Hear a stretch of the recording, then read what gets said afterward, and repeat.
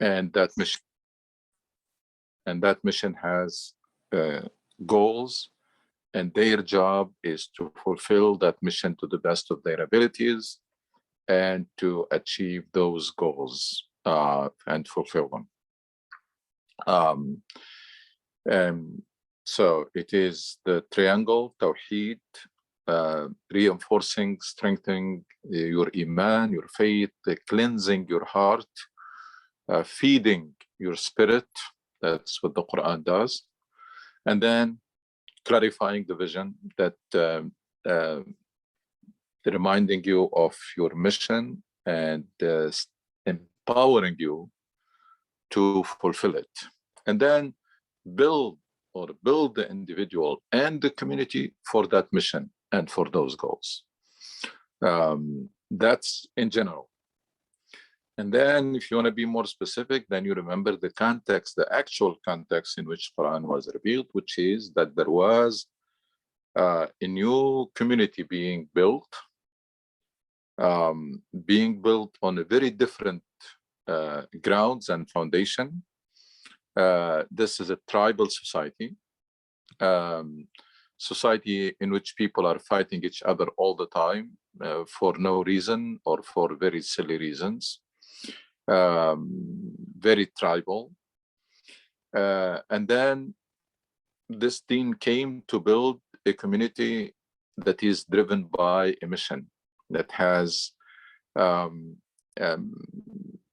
eliminated all the differences between races and between, and then made it the community, a mission-driven community, mission-driven individuals and mission-driven community. And that was not easy because almost everybody was against this. This was, you know, when there is a status quo, there are many elements and segments who are benefiting from it. So the status quo that was there in the Arabian Peninsula, you had the leaders of the tribes. Yeah, you have the people of the book at that time. You have everybody was, I mean, there was a setup in which there are privileged people.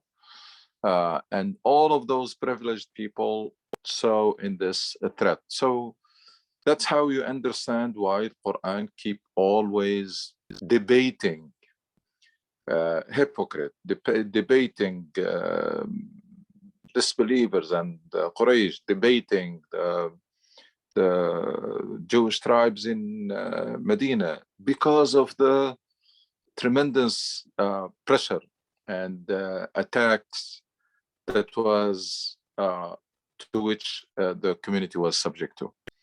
And unlike what we were told, or what we think, the companions are a human being. They are not Superman. There are some of them that still have some ties, tribal ties, some business relations, and it's not easy. I mean, it is not easy to build a community on a completely different foundations. And therefore, you understand why the Quran keep debating, sometimes debates directly, and sometimes tell believers how to respond, how to answer those attacks and those intimidations that you are subject to. So building that individual, building the community, addressing the challenges of that time. And of course, even though it was meant for that community in that time, but of course, it applies to every time you want to build a community. Nowadays, for example, we made a big mistake again. Now, many Muslims came from countries where they were ruled, or they are ruled by oppressive regimes. So they say they had excuses not to build the community along the model of the Prophet. Okay. Now, when people came here, they still did not do it according to the model of the Prophet. And that's where we were exposed, that the problem was not like you have oppressive regimes. The problem, you have the wrong understanding of religion. You have very superficial and shallow understanding of the religion. So when you had the chance to build the community here freely with no restrictions, we did it the wrong way. We built community around Islamic centers and geographic location, but not a community that is driven by mission or has any leadership, or and we had very deficient structures, and we ended up basically a place where people go to worship and get some basic services, and that's all. I mean, it's not, we don't have like the impact that we are supposed to have, and we are not fulfilling the mission that we are supposed to fulfill, and we are not making a significant contribution to the greater good in the society and the country in which we're living. All right, so the sixth juz starts by لا يحب الله الجهر بالسوء من القول إلا من ظلم وكان الله سميعا عليما. That's verse 148. لا يحب الله الجهر بالسوء من القول إلا من ظلم وكان الله سميعا عليما. This tells you them in how actually the two verses, they go together. So 148.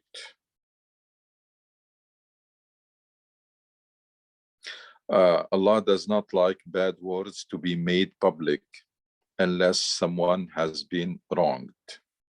He is all hearing and all knowing. كان الله سميعا عليما.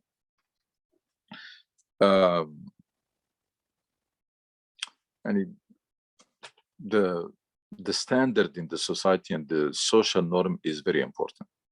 And Quran and Islam does not want that to go down. If people get used to say bad words in public, that will lower the standard.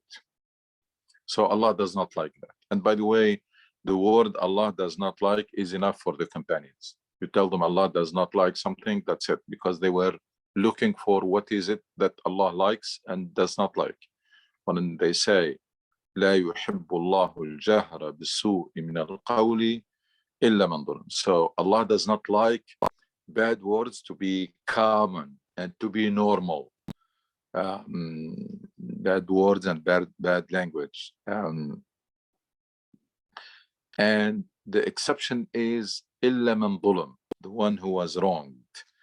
And the scholars say even the one who was wronged is only allowed to complain or to expose the injustice that they were supposed to, but that's not a license that you can say. You can also, it's not permission to say bad words. So Allah does not like bad words to be made public unless someone has been wronged. You can see along all the verses that the Quran is very much stressing the need for the environment to remain clean and sound and virtuous and pure. And that's why these things were forbidden. Anything anything that lowers the standard and lowers the social norm, Quran is totally against it, because again, there is one of the ultimate goal of Islam is al-fadila, is for the society to remain sound and to remain and its morally sound, and its morality to remain high. And then of course the verse starts with Allah does not like it, and Allah is all knowing and all hearing. So that's enough. And when you box it between these two, this is something that Allah does not like, and that Allah is all hearing and all knowing. And then subhanAllah, after establishing that minimum, always Quran calls us to go up and higher and higher. So Allah does not like bad words to become, but then the next verse will encourage you to do good and even to forgive. Because the first verse says that if you were wronged, except if you are wronged, has been wronged, unless someone has been wronged. And now says, if you do good, it's not enough in Islam to refrain from doing what is bad. Of course, if you don't fill your time with good stuff, you're going to end up doing bad stuff. And if you don't use your energy the right way, you're going to end up using it the wrong way. If you do good openly or in secret, in tubdu khayran aw tukhfuhu, over there, the bad words, Allah does not want them to become common. Here, the good deeds, do them openly or secretly, because in both cases, they're going to be beneficial. If you pardon something bad, over there, except the one has been wronged, and now if you pardon. So even if you were wrong, yes, you have the right to expose the injustice, and yes, and by the way, not only you have the right, but people are encouraged to stop injustice and dhulm, to push back. الذين إذا أصابه البغي هم ينتصرون. So forgiving is when you are capable, but forgiving does not mean that you allow anybody to abuse you or abuse your rights. If you do good openly or in secret, or if you pardon something bad, then Allah is most forgiving and powerful. إن تبدوا خيرا أو تعفو عن سوء فإن أو تخفوه أو تعفو عن سوء فإن الله كان عفوا قديرا. Again, you can see سميعا عليما عفوا قديرا لا يحب الله الجهر بالسوء, always reminding you of Allah, strengthening that relationship, awakening your spirituality, to keep it vibrant, because Allah subhanahu wa ta'ala knows that the temptations of life are many, and we are always being distracted, and we need those reminders. And that's why Allah sent messengers and revelations before, and then kept this final book, last book, and promised to preserve it. But He made it so that it's flexible, but also it is valid for all times and all places. إن الذين يكفرون بالله ورسله ويريدون أن يفرقوا بين الله ورسله ويقولون نؤمن ببعض ونكفر ببعض ويريدون أن يتخذوا بين ذلك سبيلا أولئك هم الكافرون حقا وأعتدنا للكافرين عذابا مهينا. As for those who ignore Allah and His messengers and want to make a distinction between them, saying we believe in some but not in others, seeking middle way, they are really disbelievers. We have prepared the humiliating punishment for those who disbelieve. Now, this is emphasizing one important aspect of one important principle in Islam, that we don't distinguish between messengers. We believe in all of them, and equally, actually. And so there is no point in saying that I'm going to believe in some and not the other. And that's addressing mostly those who rejected the message of Muhammad sallallahu alaihi wasallam, and they said that we want to limit ourselves only to the messages that were sent before, or our messenger, but not the others. So we have seen different segments. The Jews denying Jesus, some Christian denying Muhammad sallallahu alaihi wasallam, etc.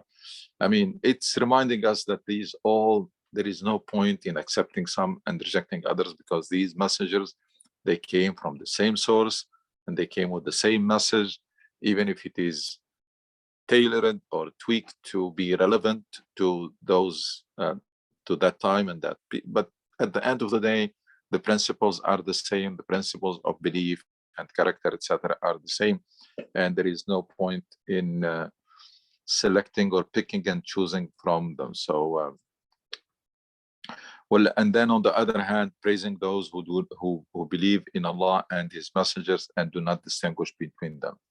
وَالَّذِينَ آمَنُوا بِاللَّهِ وَرُسُلِهِ وَلَمْ يُفَرِّقُوا بَيْنَ أَحَدٍ مِّنْهُمْ أولئك سوف يؤتيهم أجورهم وكان الله غفورا رحيما. But Allah will give due rewards to those who believe in Him and His messengers and make no distinction between any of them. Allah is most forgiving and merciful. وَكَانَ اللَّهُ غَفُورًا رَحِيمًا. That's really big advantage for those who responded to the call of Muhammad sallallahu alaihi wasallam, that the fact that you are recognizing all previous messengers and messages and believing in them, that should normally open the door and make it easier for followers of those messengers to follow Muhammad sallallahu alaihi wasallam, because basically that's the last edition of the same revelation and of the same message. And then, of course, debates now. يسألك أهل الكتاب أن تنزل عليهم كتابا من السماء. It's clear that this verse was addressing mainly the Jews who rejected the message at that time and kept arguing with the Rasul sallallahu alaihi wasallam, and that arguing and clearly had a lot of weight on believers and was really intimidating. يسألك أهل الكتاب أن تنزل عليهم كتابا من السماء فقد سألوا موسى أكبر من ذلك فقالوا أرنا الله جهرة فأخذتهم الصاعقة بظلمه ثم اتخذوا العجل من بعد ما جاءتهم البينات فعفونا عن ذلك وآتينا موسى سلطانا مبينا ورفعنا فوقهم الطور بميثاقهم وقلنا لهم ادخلوا الباب سجدا وقلنا لهم لا تعدوا في السبت وأخذنا منهم ميثاقا غليظا. Now this is a very brief version of the story of Bani Israel, the people of Musa alayhi salam, with his with their messenger, with Musa, very quickly, just showing how it's all about arguing and Allah forgiving, giving them another chance, missing it, giving them another chance, missing it, etc. The people of the book demand that you, Prophet, make a book physically come down to them from heaven.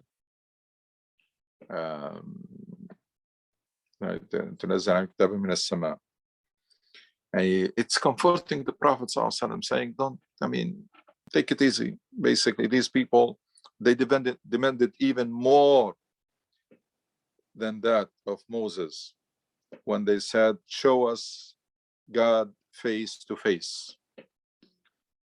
So comforting Rasul sallallahu alaihi wasallam, if you find it hard that they're asking you to bring them a book from heaven, even though it is a little bit sarcastic because Quran is from heaven, and but they asked Moses even more than that. They asked to see Allah, to show us God face to face, and were struck by the thunderbolt for their presumption. And of course, Allah then forgive them because of the supplication of Musa, which was not mentioned here. Even after clear revelation had come down to them, they took the calf as an object of worship. So after forgiving them the first time, they took whatever jewelry they carried with them from Egypt. They made it into a cow made of gold, which the wind through the cow makes some noise. And here somebody called Samiri fooled them to worship that piece of gold that he made, and made up a story that there was an angel that came and designated him for that, or told him to do that. Yet we pardoned this and gave Moses clear authority. So still, pardon after pardon. This story, I'll tell you later on, in which verses in Surah Al-Baqarah in which they were mentioned in details, more details than here in other places of Quran. And remember that the focus on Bani Israel, on the stories in general, but Bani Israel in particular. It's why Quran had so much focus on them. Simply because this is the community or the nation that was assigned the same mission before and largely failed and was taken, and this responsibility and honor was given to you, so you have to be aware not to repeat the same mistakes. And then, so someone can say, why Quran? First of all, that applies to the stories of the Quran in general, but applies in particular to the Bani Israel, because there is special focus on Bani Israel.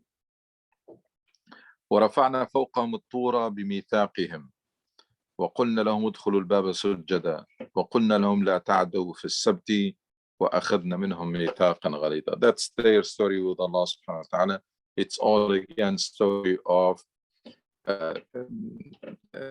asking for another chance, and Allah is giving them another chance, and they always end up missing it and defying the Creator. We made the mountain tower high above them. At their pledge, we said to them, enter the gate humbly and do not break the Sabbath, and took a solemn pledge from them. So again, pledge, failure, pardon, another chance, pledge, failure, pardon. That's in a nutshell the story of Bani Israel with Allah subhanahu wa ta'ala.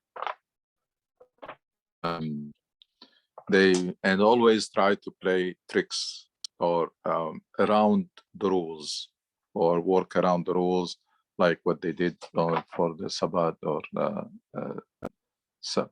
فبما نقضهم ميثاقهم وكفرهم بآيات الله وقتلهم الأنبياء بغير حق وقولهم قلوبنا غلف بل طبع الله عليها بكفرهم فلا يؤمنون إلا قليلا. So the conclusion is, and so for breaking their pledge, for rejecting Allah's revelations, for unjustly killing their prophets, for saying our minds are closed. This is something that they used to tell the Prophet, that don't bother trying because our minds are closed. قلوبنا غلف. They're saying it either for the Prophet to give up, or in a sarcastic way. So our minds are closed.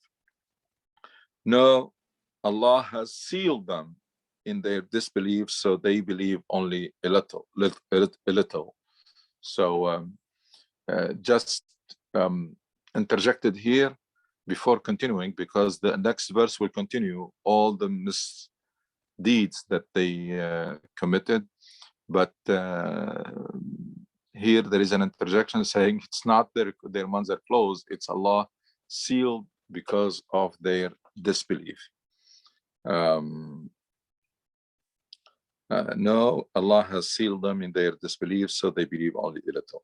And then continue again, for breaking their pledge, for rejecting Allah's revelation, for unjustly killing their prophets, for saying our minds are closed, and because they disbelieved and uttered a terrible slander against Mary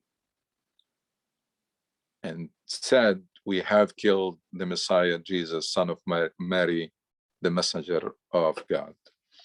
So a list of crimes.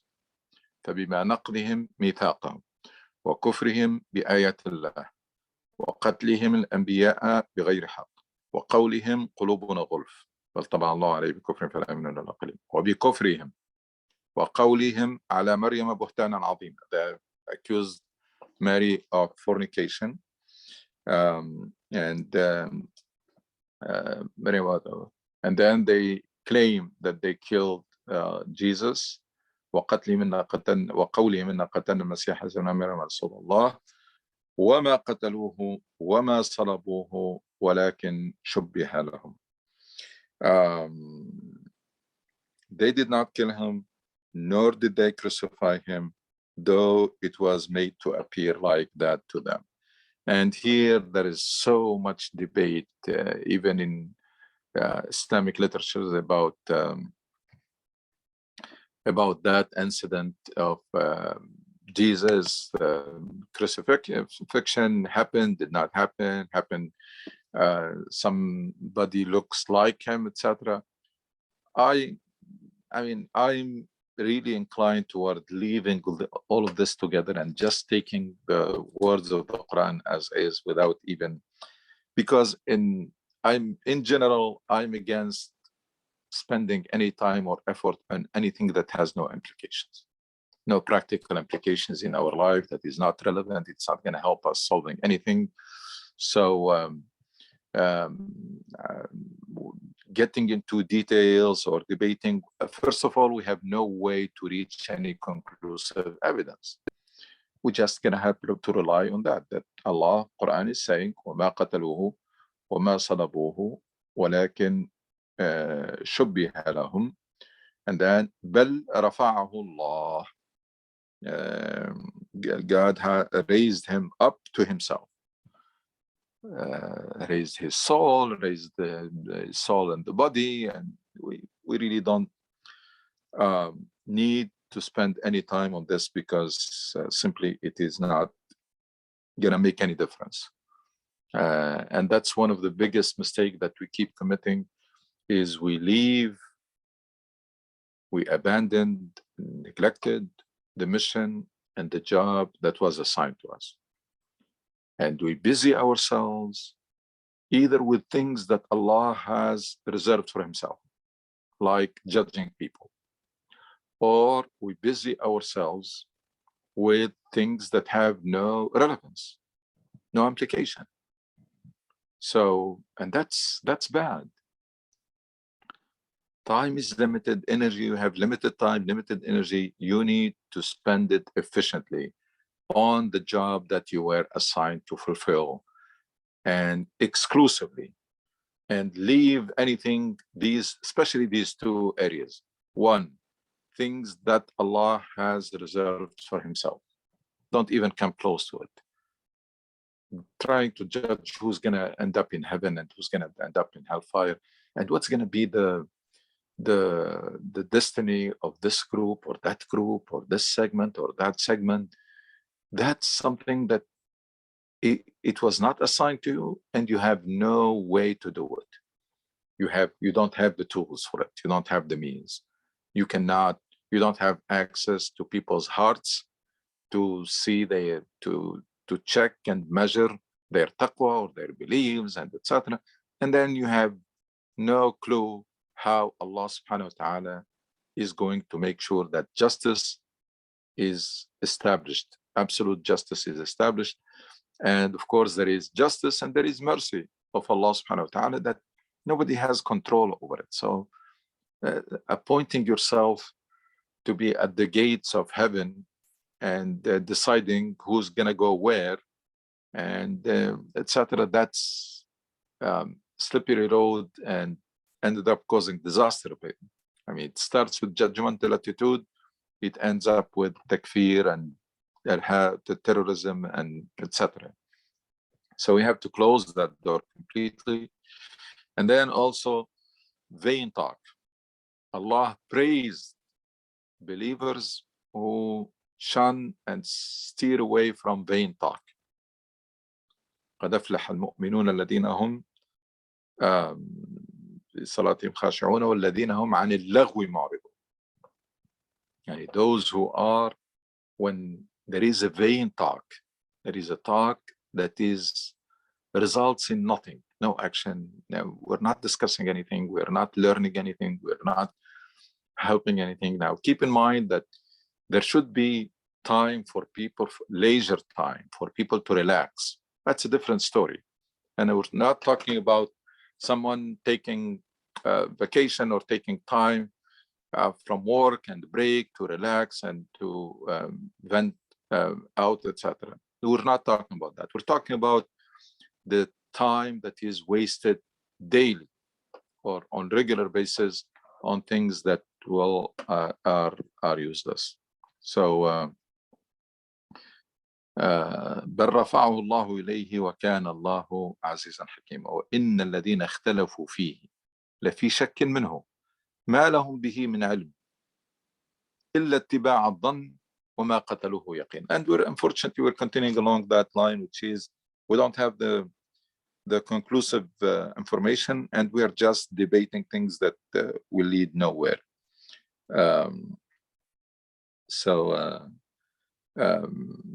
Those that disagreed about him, about Jesus, are full of doubt, with no knowledge to follow, only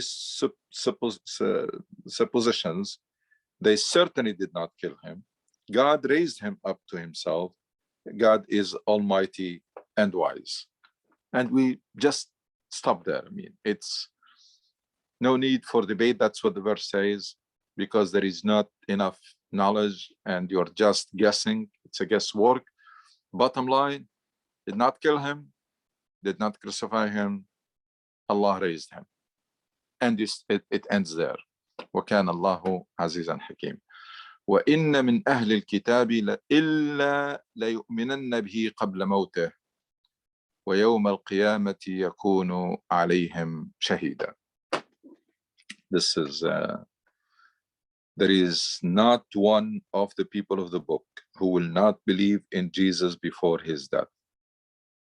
And on the day of resurrection, he will be a witness against them. This is very, very strong statement. If people just pay attention to it, very strong. It says, first of all, that nobody will accept they're going to believe in, to see the truth. I mean, at the moment of death, at that moment, that transition, people will see the truth. When there it is irreversible, they are not coming back. We'll see the truth. So that's more than likely the meaning. وَإِن مِّنْ أَهْلِ الْكِتَابِ وَإِن مِّنْ أَهْلِ الْكِتَابِ إِلَّا لَيُؤْمِنَنَّ بِهِ قَبْلَ مَوْتِهِ وَيَوْمَ الْقِيَامَةِ يَكُونُ عَلَيْهِمْ شَهِيدًا. So everybody is gonna end up seeing the truth and believing in it. And then on the day of judgment, Jesus will be witness against anybody who had the wrong belief or the wrong understanding of Jesus and his role. فَبِظُلْمٍ مِّنَ الَّذِينَ هَادُوا.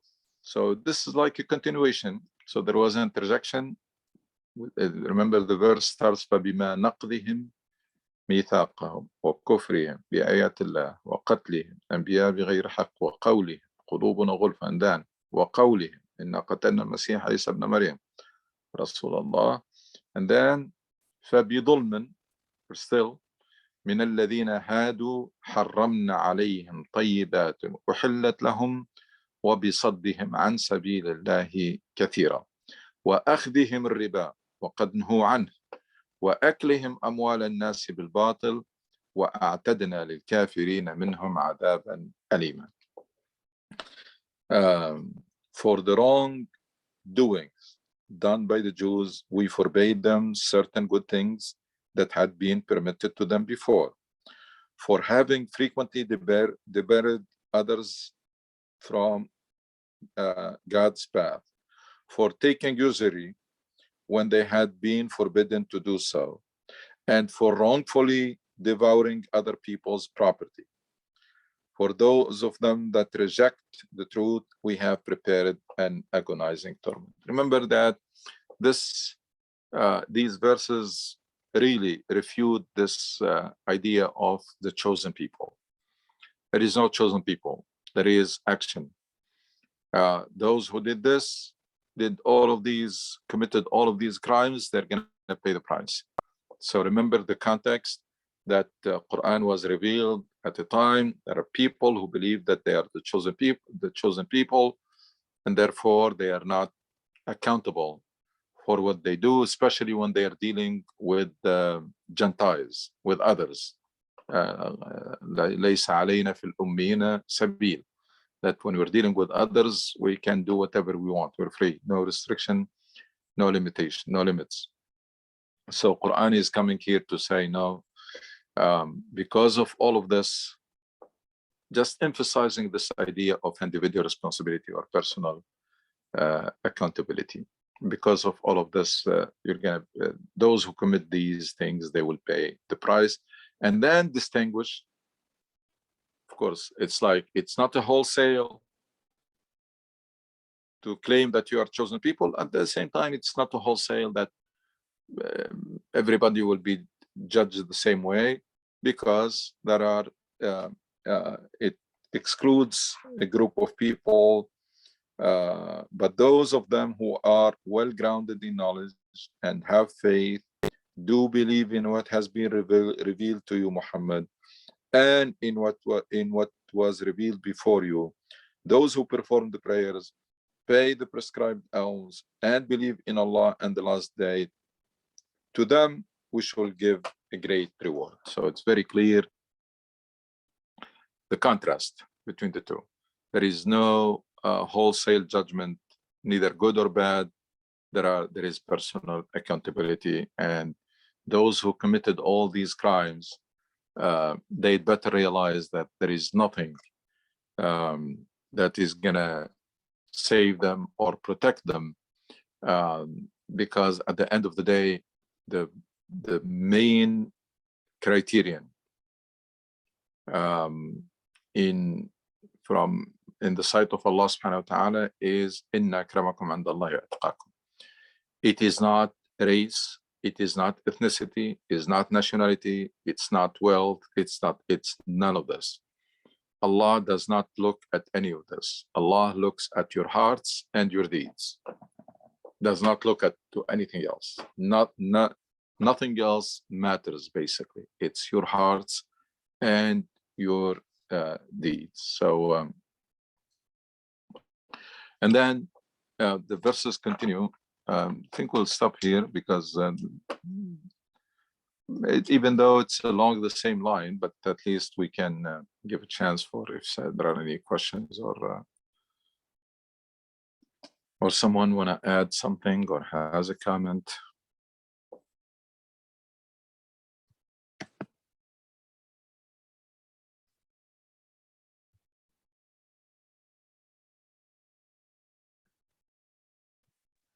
Assalamu alaikum.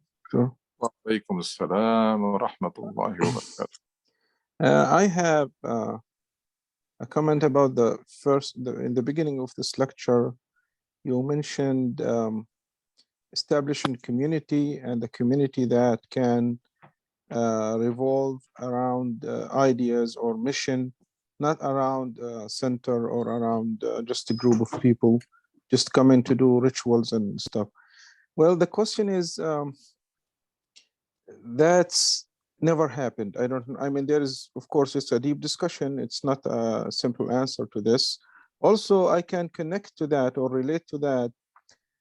Maybe everybody knows Murad Hofmann, the ambassador, the German ambassador who became Muslim. And he wrote a book about the future is for Islam. I think it's in Arabic or English, I'm not sure. But the future is for Islam in the West and East. So he has a lot of hope. So future will be for Islam everywhere. Also, there is another French author who became Muslim too, Eric Geoffroy, who wrote a book about the future of Sufi Islam versus what? Versus modernism or postmodernism. ما بعد الحداثة, because he sees something in Islam that can solve the problems of people. But the issue here is we have people who come to the masjid, like let's talk about our community here in Washington, D.C. How many people go to Jum'ah? We have thousands, maybe hundreds of thousands.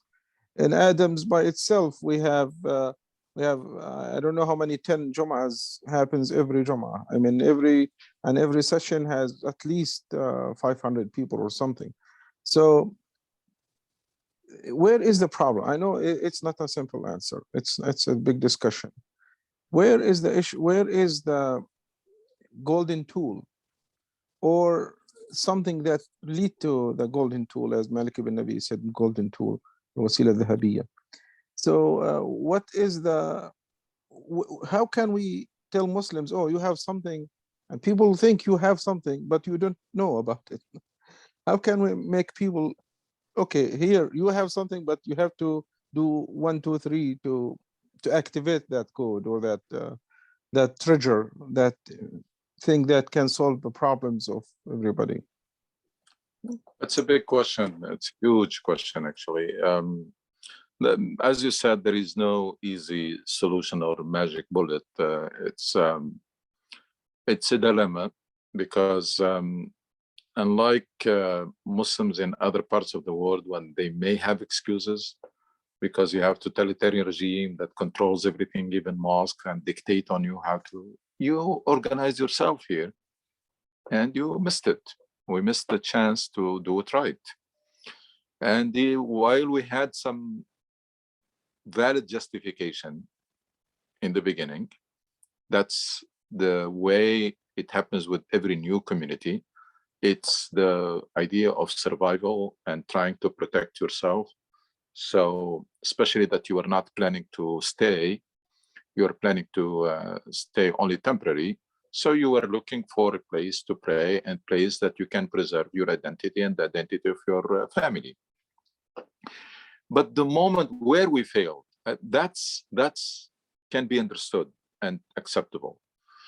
The moment it's becoming clear that we are here to stay, we did not do any serious changes, but we did only patchwork.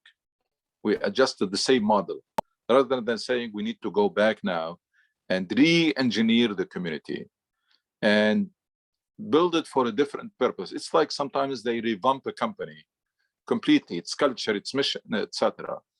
Your mission was to preserve your identity until you go home.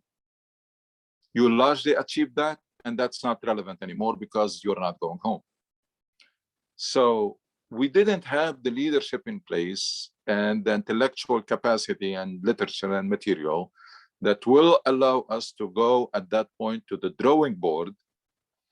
And then, you know what, saying, we need to gear this community now. Now that we are settled, it has to have a different philosophy or a different foundation and different frame and different priorities, etc. We continued until, and even we continue till now. Until now, we're still operating. When you see Muslims lacking a lot of facilities here, important facility, important staff, important services, counseling, youth, whatever, and then they're still sending whatever money they have, they can collect, they send it overseas to, you know, that priorities are still messed up, because that idea of you are here temporary and you only need the minimum, it's still dominating you. Even though we added some civic engagement to it and political participation and better facility here, etc., but still, it was patching the same model rather than doing the paradigm shift that we needed to do. So that's what happened.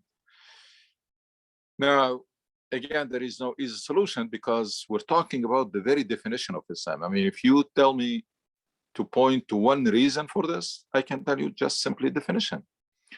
The prevalent definition of Islam is that it is a way of life. Now, if I accept that, then whatever we're doing is right. If Islam is a way of life, meaning that you are only expected to apply it in your life and abide by the teachings of Islam, then all what we need is a masjid and basic Islamic center and service, etc. That's enough for us. And halal stores, and that's enough. Unless we revisit and change that, no, Islam is not a way of life. only. It's more than that. Islam is a life mission. It is a job to be fulfilled. It's not something to apply in your life, even passively. No. Then we go back to the الذين إن مكناهم في الأرض أقاموا الصلاة وآتوا الزكاة وأمروا بالمعروف ونهوا عن المنكر. Those, whatever we settle them, they take care of their own needs and they do the basic stuff. أقاموا الصلاة وآتوا الزكاة. But then أمروا بالمعروف ونهوا عن المنكر. So they secure their base, and then they go out to have that contribution to the greater good and that impact on the society in which they're living. We did not make that transition. So it's deep. That's why it's not easy to change. It's deep. And they've been calling for this, saying, okay, we can be many Islamic centers and many Muslim organizations, but we should be one community. Community, it's not like Adam's community, Dar Hijrah community, Shirley Gate community. That's not. Community should be defined. We have a defining mission. When Allah subhanahu wa ta'ala defines this community, He defines it with a mission. كنتم خير أمة أخرجت للناس تأمرون بالمعروف وتنهون عن المنكر. So we can pray in several places. We can be associated with different Islamic centers and active in different Muslim organizations, but we should be driven by a common cause or a mission. That's where we failed, and that's what is needed. And it's very embarrassing for us and very unfortunate that others have been able to do it. I mean, the Jewish community in this country, they have more organization than people. And, you know, there is the Orthodox and liberal and conservative and etc. But they are driven by one cause. Everybody is serving it from their angle. Those who are in the academia, those who are in Hollywood, those who are in the media, those who are in politics. Everybody is serving it from their angle. We shouldn't be happy with our performance, and we should not be complacent. And there should be people who are really serious about this, saying, let's face it, if you do fast forward, we're going nowhere with this. Because if you check our level of success, even with our children, it's very alarming. It's very alarming that, so even that basic purpose, which is saving and protecting your identity and the identity of the future generation, even that, it's not, because that cannot be fulfilled by isolation. Isolation does not protect you. The best way to fulfill the mission of Islam and to protect your identity is to be engaged and to make a difference in the big ship in which you are the one that you are riding, and don't think about your corner or the people who are in the upper deck who will say we don't care about what happens down there because we are in a safe place. That's basic. By the way, that's how we're thinking, and that's how we are operating. And we're thinking that because we are largely isolated, we don't care about what's happening. But whatever is happening, first of all, this is religiously, Islamically is wrong. Being indifferent to what happens in the society is Islamically wrong. And second, it is futile. It doesn't work. There is no wall that is thick enough to separate you or isolate you and protect you from society. There is no such thing, especially at this time and age when people are connected with the whole world. There used to be a time when you close your door, there is only TV, maybe you just need to control it. But with the smart devices now, we're fooling ourselves even more if we're continuing with that paradigm that I'm going to protect myself and my family through isolation, minimum interaction, and minimum engagement. That again, religiously wrong and practically futile.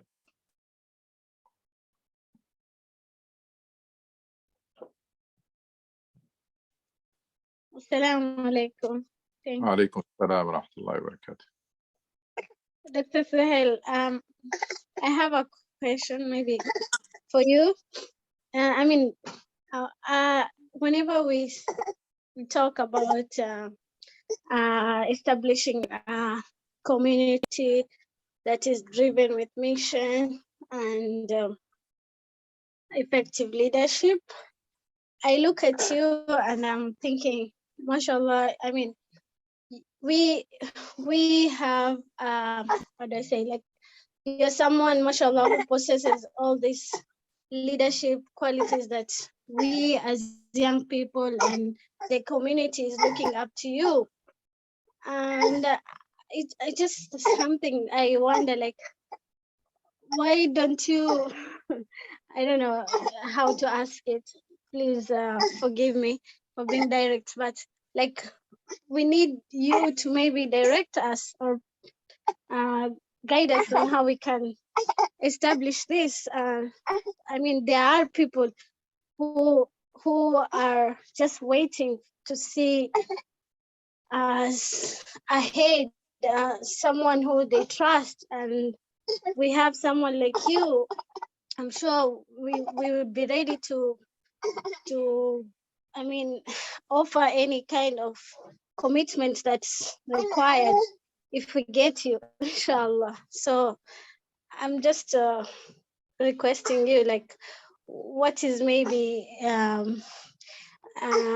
keeping you, I mean, can you maybe elaborate for us, like, we want you to be that that leader that help us to establish this institution that you dream of, that we all want.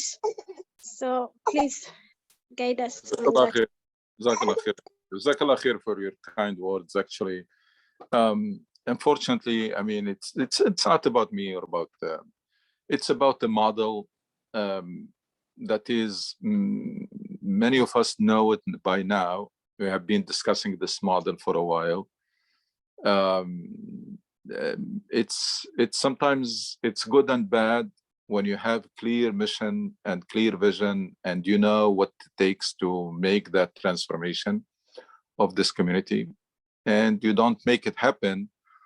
That's not an easy feeling. I mean, it's something that I'm coping with all the time and struggling with, because I know it needs to be done. I mean, there is no ambiguity in my mind, not only about the vision, but even the strategy of or the roadmap on to get there. And it's not something that I invented. And it's something that you study the model of the Prophet, you can see it.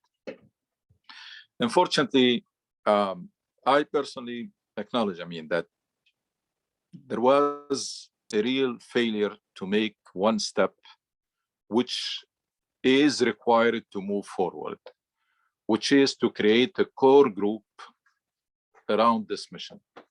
Core group of individuals with particular profiles, and the core group itself has a particular profile.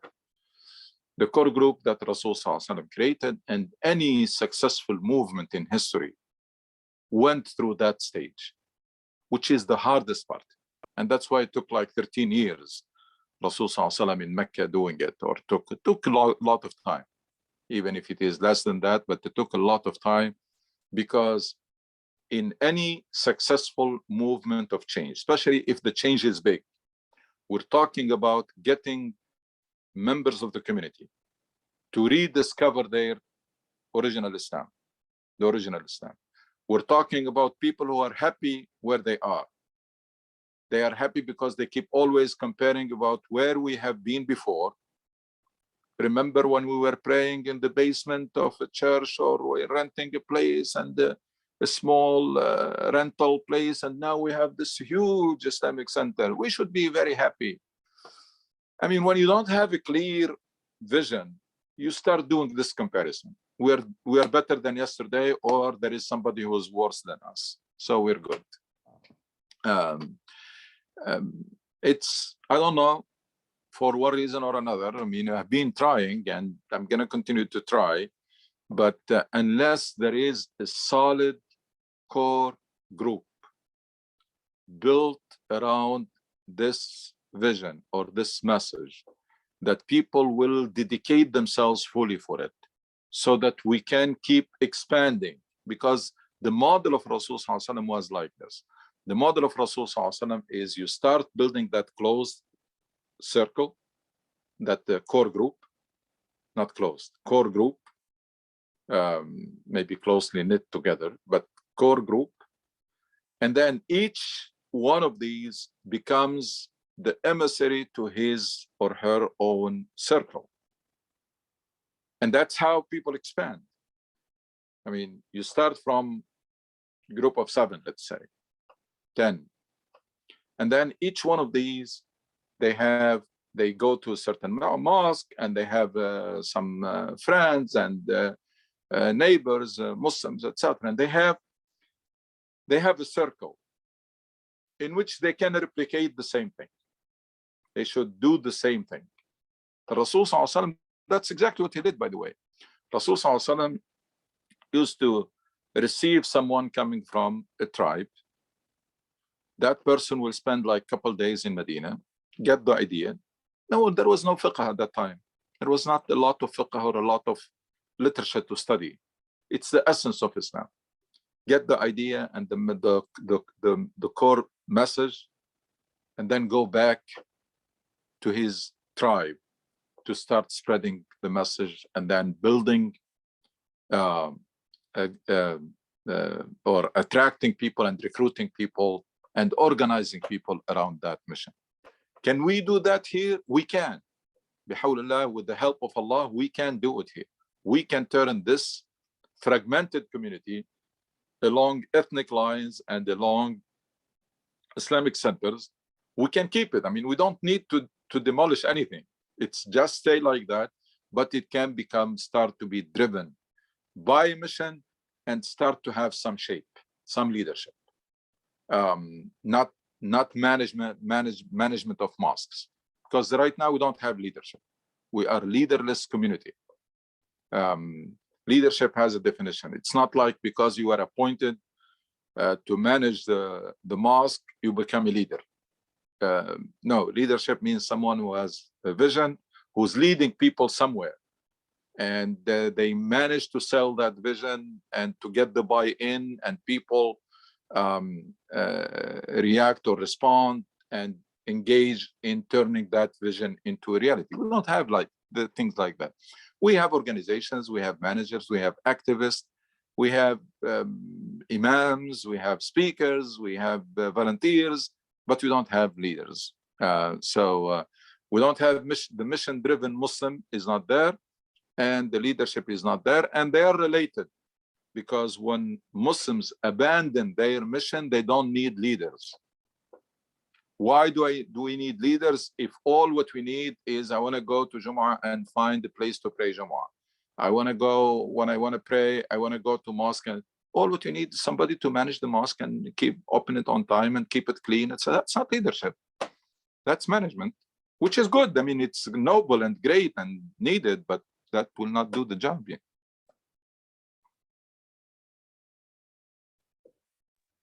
I want to add, or maybe to both of the answers you answered. Lots of, I mean, if you look at most of the Muslims who come to America, most of us came from, I mean, all of us, not most of us, came from dictatorships, and we are, I mean, it's deep in our culture, the dictatorship that created isolation. So even in the sayings, you know, in the public sayings, there's "imshi جنب الحيط" or "imshi جنب الحيط." I mean, stay away from everybody. Don't talk. Walls Headache. has ears. Avoid any headache.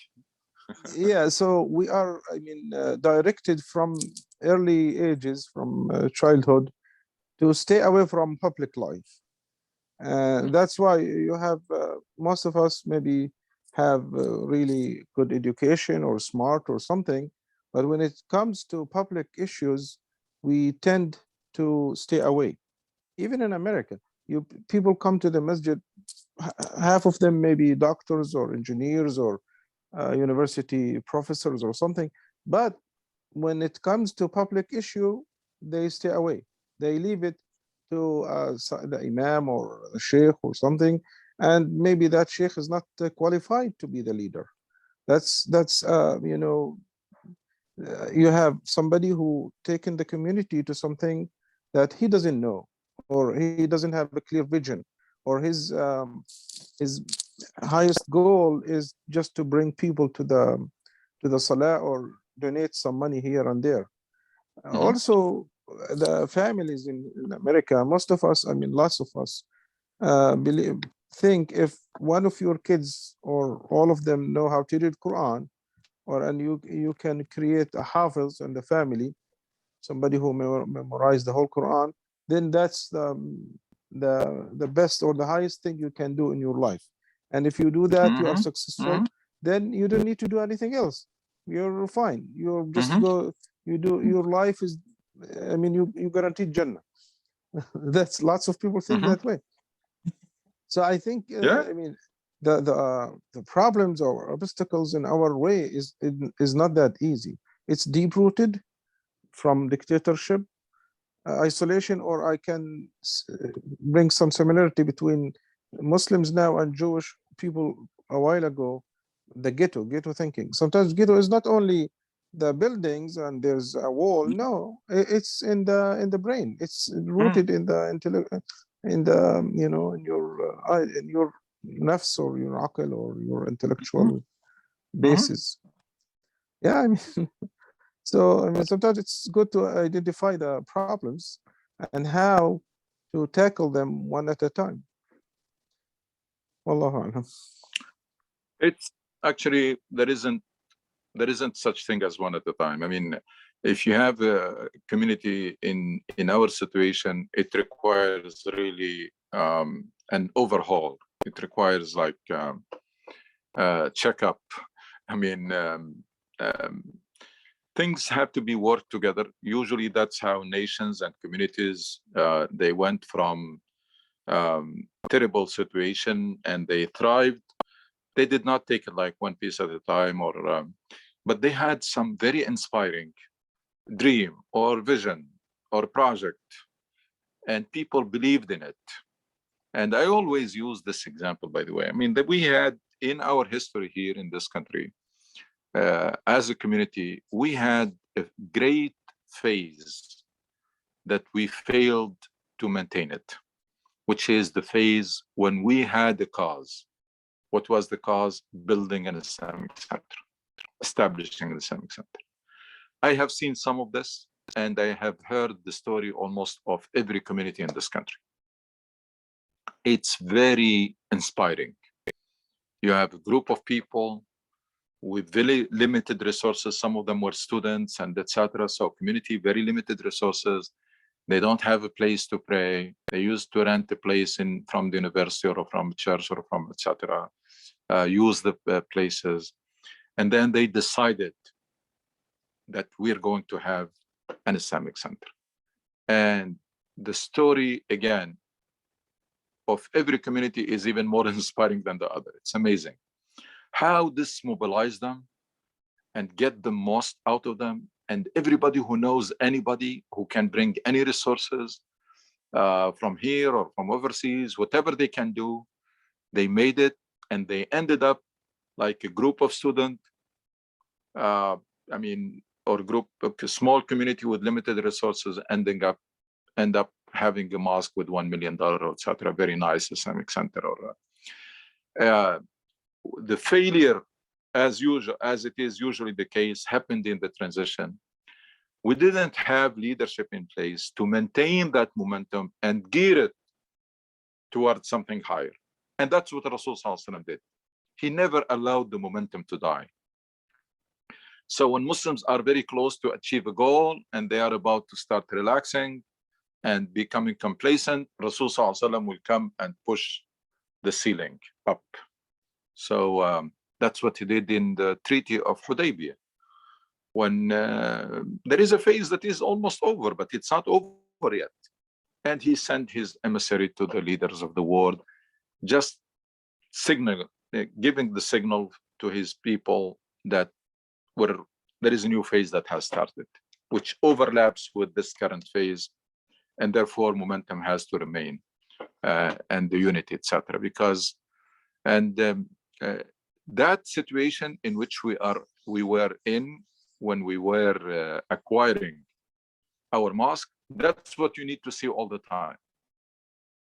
In a true Muslim community, you should see that level of mobilization and unity and brotherhood and solidarity and sacrifice and striving all the time. Now, not everybody all the time, but the whole community all the time. I mean, there can be ups and downs. People can get busy, they can lose motivation, etc. But overall, community should be all the time at that level of mobilization. Why? Because if they embrace the mission of Islam and the goals of Islam or maqasid, you know that you are, no matter what you do, you can only come closer and closer. But at no point you can say, that's it, we're done, we finished the job, we can relax now. Because when you talk about Shahad al-Nas, that you deliver this message to everybody on earth in the best possible way, for justice to prevail on earth, there'll be no more injustice, for freedom, for human dignity, for prosperity, for eliminating poverty, etc. You know that's not going to end. And if you manage to build the community along the model of the Prophet, with the mission and with the leadership and with the mission of Islam and with those goals, that community can remain mobilized and united all the time. If you build the community to preserve their identity, so you're gonna end up with a mosque in which people can pray. There are some activities organized, some services are provided, but we are largely stagnant.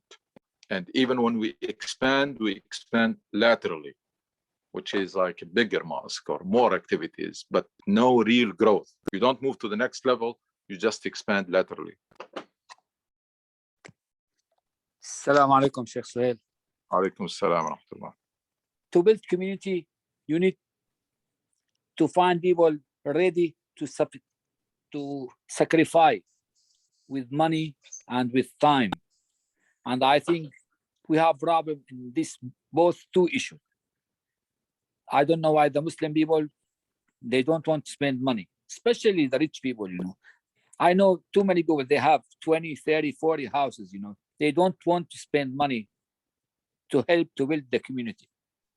And they don't want to spend time.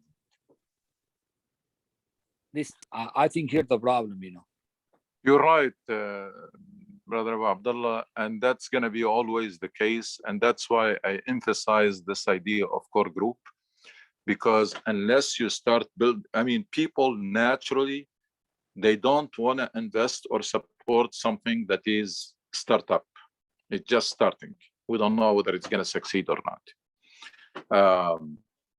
And that's why I emphasize this idea of core group, because when you start establishing momentum, when that momentum will start attracting resources, attracting people with talents, people they have time at hand to volunteer, people who have money to support.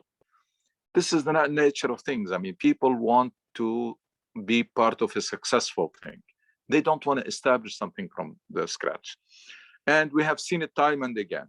I have seen it and I have heard it. The story of every Islamic school in this country. I mean, people did not have big problem with the Islamic Center because it's emotional, it's needed, it's a Islamic school. No. People who established Islamic school, most Islamic school in this country, including the very big ones that you see now, go and check how they started. They started small. Some of them, they started like in a basement of an Islamic center. They started with only a couple of teachers. Some of them sometimes volunteer. Only a couple of families brought their children. Why? Because we don't know whether it's going to work or not. It's risky. Nobody wants to take the risk. Now, as soon as that school is sustained, the first year, second year, etc., the phase that it goes to become, to have a waiting list and have the money to go and purchase a building or rent a building or buy or build, that phase is much faster. But the first phase, it's like the S curve. The first phase is very slow, very hard, and you have everybody's questioning. Everybody say it's not. We told you it's not gonna work. It's hard. It's impossible. You're wasting your time, etc. The very same people, after a few years, not only they will bring their children, but also will support that school. Again, it's hard to break a vicious cycle or to get the community out of the comfort zone. We are, as a community, in a comfort zone. Why? Because we still have in mind, even those you mentioned, they have money, etc. I have a mosque, I can go to pray. There is Sunday school, I can take my children. I say, why do we need to spend any more money? We're good. We have that comfort zone. Getting the community out of comfort zone, breaking a vicious cycle, breaking the seal, and convincing people that we need to move to the next level. That's the hardest part in any movement of change. And that's the job of the few pioneers who will take that responsibility and will make that phase happen, which is the phase of establishing a solid core group around the vision or a message that its members will go out and will start expanding as a Rasul Sallallahu Alaihi Wasallam from that small group, himself and Khadija and Ali ibn Abi Talib, etc. Then it expanded in Mecca. Then he had that chance to meet with the people in Medina, and they started some work in Medina. Then they moved to the Medina. Then they kept it. It was always securing a base and then engaging your environment to expand. Dr. Suhail, the problem here, we see it in this country, and I think you see it yourself. I create Islamic school to find my job, to find job for myself, not for the community. And in this school, my wife is the education director. My son is the imam. His wife, the teacher. You see that. You know what I'm talking about, you know. In every school, we have this problem. How you want me to support these programs? No, I don't want any. I'm not saying support. I mean, unfortunately, we still have that tribal mentality and mindset. But what I'm calling for is the following. What I'm calling for is for us to start that journey of rediscovering our religion and getting together to discuss ways on how, as I'm taking that trip, looking for the original Islam that was lost, I want to invite people around me to tell them, invite them to join me so that we can make that trip together.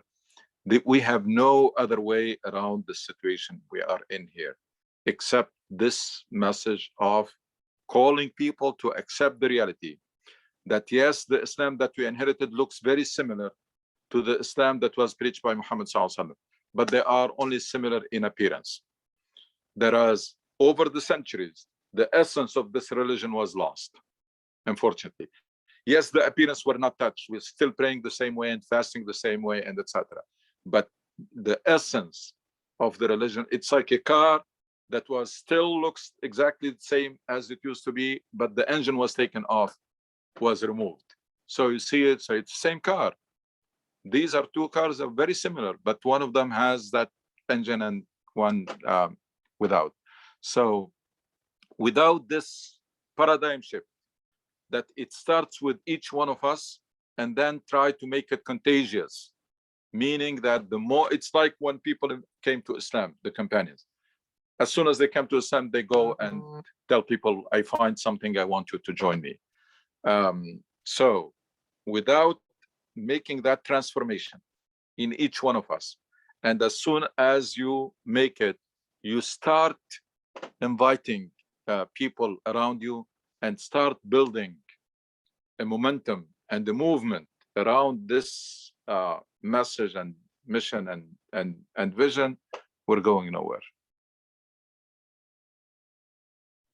Jazakallah. I mean, I want to just add 1 minute. I think the state of questioning is happening.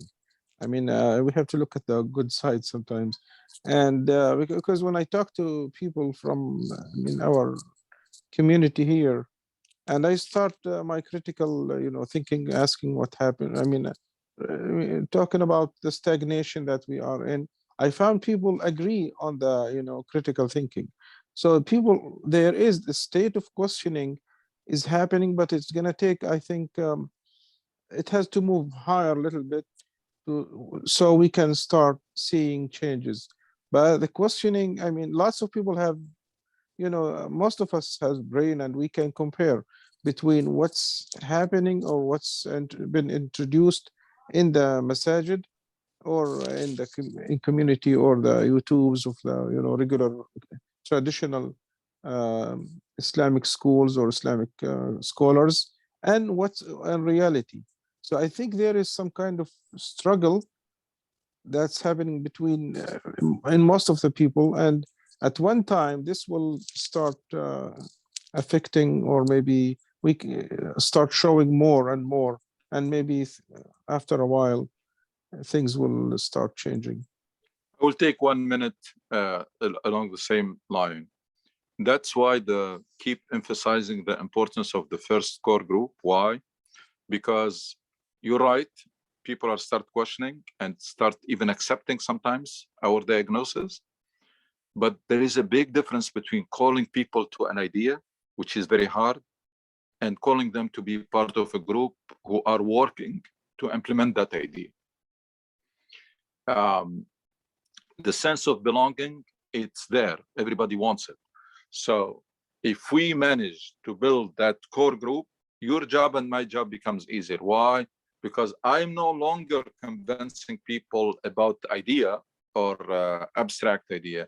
I'm telling them, join us. We have a group of people who are meeting regularly to discuss ways on how we can transform our community. And that's always easier to ask someone to join a group who are working to implement a project rather than to be convinced with the project itself.